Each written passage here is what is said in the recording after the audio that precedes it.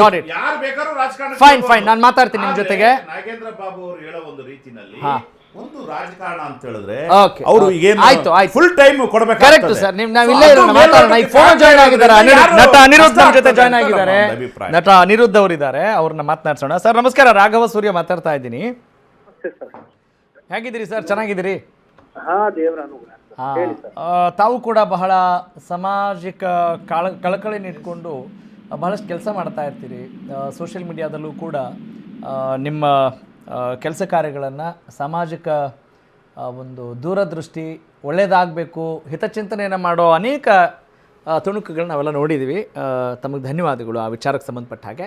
ಈ ತಮಿಳುನಾಡಿನ ವಿಜಯ್ ಅವರ ಈ ಒಂದು ಸೆನ್ಸೇಷನಲ್ ಪೊಲಿಟಿಕಲ್ ಎಂಟ್ರಿ ಮತ್ತು ಆ ಸಕ್ಸಸ್ನ ನೋಡಿದಾಗ ತಮಗೇನು ಅನ್ನಿಸ್ತು? ನಮ್ಮ ರಾಜ್ಯದಲ್ಲಿ ಯಾರಾಗ್ತಾರೆ ವಿಜಯ್ ಅನ್ನೋ ಪ್ರಶ್ನೆ ಏನಾದರೂ ಬಂತ, ಅಥವಾ ವಿಜಯ್ ಅನ್ನೋ ಸ್ಥಾನದಲ್ಲಿ ತಮ್ಮನ್ನೇನಾದರೂ ರಾಜ್ಯದ ಜನ ನೋಡಬಹುದಾ? ಏನು ಓಡ್ತಾ ಇದೆ ಸರ್ ತಮ್ಮ ಮನಸ್ಸಲ್ಲಿ? ಮೊಟ್ಟ ಮೊದಲನೇದಾಗಿ ಅವ್ರ ಬಗ್ಗೆ ತುಂಬಾ ಸಂತೋಷ ಇದೆ ಸರ್, ಬಹಳ ಸಂತೋಷ ಇದೆ. ಅವರ ಬಗ್ಗೆ ಜನಗಳ ಪ್ರೀತಿ ನೋಡಿದಾಗ, ಅಥವಾ ಅವರ ಆತ್ಮೀಯತೆ ಏನಿದೆ ಜನಗಳ ಜೊತೆಯಲ್ಲಿ ಅವರು ಮಾತಾಡುವಾಗ, ಅದನ್ನೆಲ್ಲ ನೋಡಿದಾಗ ತುಂಬಾ ಸಂತೋಷ ಆಗತ್ತೆ. ಅವರಿಂದ ಒಳ್ಳೆ ಕೆಲಸಗಳು ಆಗ್ಲಿ, ಅವರು ಮಾದರಿ ಮುಖ್ಯಮಂತ್ರಿ ಆಗ್ಲಿ ಅಂತ ನಾನು ಇವತ್ತು ಆಶಿಸ್ತೀನಿ ಸರ್. ನಮ್ಮ ರಾಜ್ಯಕ್ಕೆ ಸಂಬಂಧಪಟ್ಟ ಹಾಗೆ ಏನ್ ಸ್ಫೂರ್ತಿ ಆಗ್ಬಹುದು ಅಂತ ಅನ್ಸುತ್ತೆ ಸರ್? ನಮ್ಮಲ್ಲಿ ಯಾರು ಕೆಲಸ ಮಾಡ್ಬೇಕು ಅಂತ ಅನ್ಕೊಂಡಿದ್ದಾರೆ ಅಂದ್ರೆ, ಒಂದು ಕಡೆ ಪಾಪ್ಯುಲಾರಿಟಿ ತುಂಬಾ ಮುಖ್ಯ ಕೂಡ ಹೌದು, ಆದ್ರೆ ಅದರ ಜೊತೆಗೆ ಯಾರಿಗೆ ರಾಜಕೀಯದಲ್ಲಿ, ಅಥವಾ ರಾಜಕೀಯ ಅನ್ನೋದಕ್ಕಿಂತ, ಈಗ ರಾಜಕೀಯ ಅಂತಂದ್ರೆ ಒಂದು ಬೇರೆ ದೃಷ್ಟಿಲಿ ನೋಡ್ತಾರೆ ಎಲ್ರು. ರಾಜಕೀಯ ಅನ್ನೋದಕ್ಕಿಂತ ಸಮಾಜಮುಖಿ ಕೆಲಸಗಳ ಬಗ್ಗೆ, ಅಥವಾ ಸಾಮಾಜಿಕ ಒಳಿತುಗಳ ಬಗ್ಗೆ ಯಾರಿಗೆ ಒಲವು ಇದೆಯೋ, ಅಥವಾ ಯಾರು ಕೆಲಸ ಮಾಡ್ತಾ ಇದಾರೋ ಅವ್ರುಗಳು ಅಧಿಕಾರಕ್ಕೆ ಬಂದ್ರೆ ತುಂಬಾ ಸಂತೋಷ. ಅಲ್ಲ, ತಾವು ಕೂಡ ಸಾಮಾಜಿಕ ಕಳಕಳಿ ಹೊತ್ಕೊಂಡು ಒಂದಿಷ್ಟು ಕೆಲಸಗಳನ್ನು ಮಾಡ್ತಾ ಇದ್ದೀರಿ. ಈಗ ನಿಮ್ಮಂತವ್ರು ಬರ್ಬೋದು ಅಂತ ನಾವು ನಿರೀಕ್ಷೆ ಮಾಡ್ಬೋದಾ? ನಾನು ಅದ್ರ ಬಗ್ಗೆ ಏನು ಯೋಚನೆ ಮಾಡಿಲ್ಲ ಸರ್, ಏನು ಯೋಚನೆ ಮಾಡಿಲ್ಲ. ಅಂದ್ರೆ ಕರ್ನಾಟಕ ರಾಜ್ಯದಲ್ಲಿ ಆ ಊಹೆ ಮಾಡೋದು ಕಷ್ಟ ಅಂತಾನ ತಮ್ಮ ಅಭಿಪ್ರಾಯ? ಅಂದ್ರೆ ಸರ್, ಈಗ ಹಾಗೆ ನೋಡೋಕೆ ತುಂಬಾ ಕಡಿಮೆ ಜನ ಇದರಲ್ಲಿ ರಾಜಕೀಯದಲ್ಲಿ ಸಕ್ರಿಯವಾಗಿ ಕೆಲಸ ಮಾಡಿದ್ದಾರೆ ಸರ್ ನಮ್ಮಲ್ಲಿ, ಕರ್ನಾಟಕದಲ್ಲಿ. ಕೆಲವರು ಇದ್ದಾರೆ, ಆದ್ರೆ ತುಂಬಾ ಕಡಿಮೆ. ನಾನ್ ಹೇಳೋದೇ ಮುಂದೆ ಬರಲ್ಲ ಅಂತ ಏನಿಲ್ಲ ಸರ್, ಮುಂದೆ ಯಾರಾದ್ರೂ ಬರಬಹುದು, ಗೊತ್ತಿಲ್ಲ ನಮ್ಗೆ ಮುಂದಿನ ಭವಿಷ್ಯ ಗೊತ್ತಿಲ್ಲ. ಆದ್ರೆ ನನ್ನ ಕಳಕಳಿ ಒಂದೇ ಸರ್, ಯಾರೇ ಬರ್ಲಿ, ಆದ್ರೆ ನಮ್ಮ ನಾಡಿನಗೋಸ್ಕರ ಒಳ್ಳೆ ಕೆಲಸಗಳನ್ನ ಮಾಡಬೇಕು, ಮಾದರಿ ಕೆಲಸಗಳನ್ನ ಮಾಡಬೇಕು. ಅವರು ಮುಖ್ಯಮಂತ್ರಿ ಆಗಿರುವಾಗ ಒಂದಿಷ್ಟು ದಾಖಲೆಗಳನ್ನ ಸೃಷ್ಟಿ ಮಾಡಬೇಕು ಸರ್. ಅಂದ್ರೆ ಮುಂದಿನ ಪೀಳಿಗೆಗೆ ಅವರು ಮಾದರಿ ಸ್ಫೂರ್ತಿ ಆಗ್ಬೇಕು ಅವರು. ಅಲ್ಲ, ನಿಜ ಸರ್. ಈಗ ನೀವು ಒಂದ್ ಒಳ್ಳೆ ಪಾಯಿಂಟ್ ನ ರೈಸ್ ಮಾಡಿದ್ರಿ. ಪ್ರಸ್ತುತ ರಾಜಕಾರಣದಲ್ಲಿ ನಿಜಕ್ಕೂ ಕೂಡ ಎಲ್ಲರೂ ಬೇಸತ್ತಿದ್ದಾರೆ ಸರ್. ಜನ ಅಯ್ಯೋ ನಮ್ಮ ಕೆಲಸ ನಾವು ಮಾಡ್ತೀವ್ರಿ, ಯಾರು ಬಂದ್ರೇನು ಅಧಿಕಾರಕ್ಕೆ ಅನ್ನುವ ಒಂದು ಮನಸ್ಥಿತಿ ದೊಡ್ಡದಾಗಿದೆ. ಅದರ ನಡುವೆ ನಾನು ನಿಮ್ಗೆ ಕೇಳ್ತಾ ಇರೋದು, ಹೌದು ಪಾಪ್ಯುಲಾರಿಟಿ ಬೇಕು, ಈ ವಿಚಾರದಲ್ಲಿ ಏನಾದರೂ ಒಂದು ಸಂಚಲನ ಸೃಷ್ಟಿ ಮಾಡಬೇಕು ಅಂತ ಹೇಳಿದ್ರೆ, ಜೊತೆಗೆ ಸಾಮಾಜಿಕ ಕಳಕಳಿ ಇರಬೇಕು. ಎರಡು ಅಂಶಗಳನ್ನು ನೀವು ಪ್ರಸ್ತಾಪ ಮಾಡಿದ್ರಿ. ಅಂದರೆ ಇಲ್ಲಿ ಒಂದು ಅತಿ ಏನು ಪಾಪ್ಯುಲಾರಿಟಿ ಇರೋ ಸೆಲೆಬ್ರಿಟಿ ಇಲ್ವಾ, ಅಥವಾ ಸಾಮಾಜಿಕ ಕಳಕಳಿ ಇರೋ ಸೆಲೆಬ್ರಿಟಿ ಇಲ್ವಾ? What does it mean? ಏನಂತ ಅನ್ಸುತ್ತೆ? ಎರಡು ಕಾಂಬಿನೇಷನ್ ಬೇಕಲ್ಲ ಸರ್, ಅದು ತುಂಬಾ ಕಡಿಮೆ. ಅದಿಲ್ಲ ಅಂತ ಹೇಳ್ತಿದ್ದೀರಿ?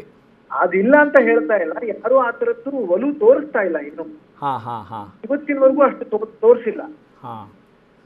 ಅದು ತೋರಿಸಿ ಮುಂದೆ ಬಂದ್ರೆ ನಾವು ಆಮೇಲೆ ನಾನು ಅನ್ಕೊಳ್ಳೋದು ಸರ್ ಒಂದೇನೆ,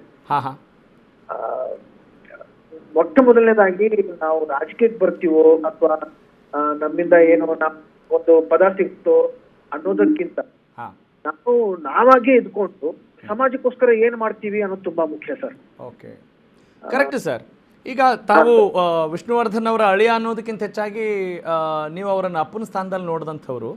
ಹಾಗಾಗಿ ವಿಷ್ಣುವರ್ಧನ್ ಸರ್ ಏನ್ ಹೇಳ್ತಾ ಇದ್ರು ಈ ವಿಚಾರಕ್ಕೆ ಸಂಬಂಧಪಟ್ಟ ಹಾಗೆ ಆತ್ಮೀಯವಾಗಿದ್ದಾಗ ಏನಾದ್ರು ಶೇರ್ ಮಾಡ್ಕೊಳ್ಬಹುದಾ?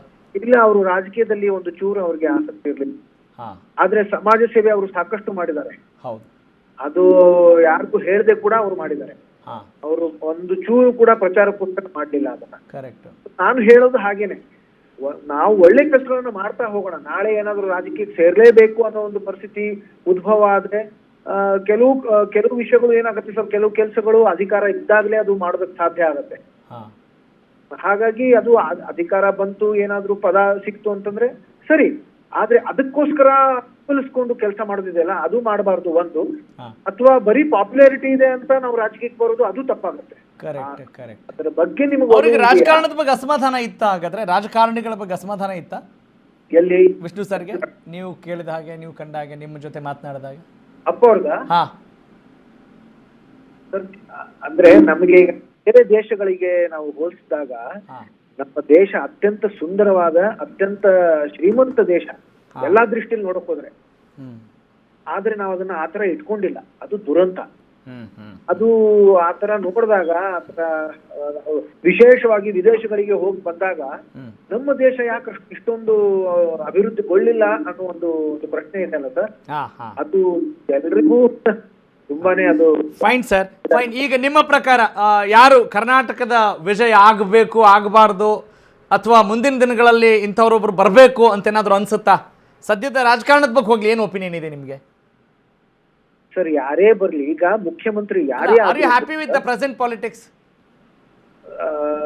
ಸರ್ ಅದು ನಾನು ಹೇಳೋದಕ್ಕಿಂತ ಸರ್, ನಾನು ಹೇಳೋದು ಯಾರೇ ಮುಖ್ಯಮಂತ್ರಿ ಆದ್ರೂ ಕೂಡ ಸರ್ ಒಂದಿಷ್ಟು ಕೆಲಸಗಳು, ಒಂದಿಷ್ಟು ಸಹಿಗಳು ಆಗೇ ಆಗ್ತವೆ ಸರ್.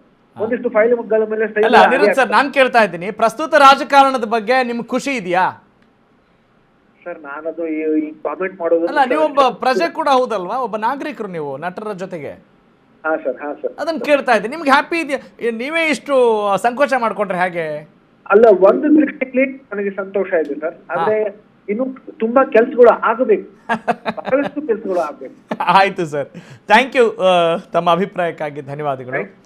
ನಿಜ, ಪ್ರತಿಯೊಬ್ಬರಿಗೂ ಅವ್ರದ್ದೇ ಆದಂಥ ಅಭಿಪ್ರಾಯಗಳಿರುತ್ತವೆ, ಭಿನ್ನಾಭಿಪ್ರಾಯಗಳು ಆಗ್ತವೆ, ಒಬ್ಬೊಬ್ರಿಗೆ ಒಂದೊಂದು ಸರಿ ಅನಿಸುತ್ತೆ. ಇನ್ನು ಕೆಲಸಗಳು ಆಗಬೇಕು, ಆಗ್ತಾ ಇಲ್ಲ ಅನ್ನೋದನ್ನ ಅವ್ರು ಮಾರ್ಮಿಕವಾಗಿ ಹೇಳಿದ್ರು, ಇದೇನು ಸರಿ ಇಲ್ಲ ಅನ್ನೋ ಅರ್ಥ ನಾನು ಭಾವಿಸ್ತಾ ಇದ್ದೀನಿ. ಹಾಗೆ ಏನಾದರೂ ಅದಕ್ಕೆ ವಿರುದ್ಧವಾಗಿದ್ದರೆ ಗೊತ್ತಿಲ್ಲ ಏನು ಅಂಥೇಳಿ. ಓಕೆ, ನಾವು ಚರ್ಚೆನ ಮಾಡೋಣ, ಮತ್ತಷ್ಟು ವಿಚಾರಗಳ ಜೊತೆ ಚರ್ಚೆ ಮಾಡೋಣ. ಅದಕ್ಕಿಂತ ಮುಂಚಿತವಾಗಿ let's go for another break ನಾವು.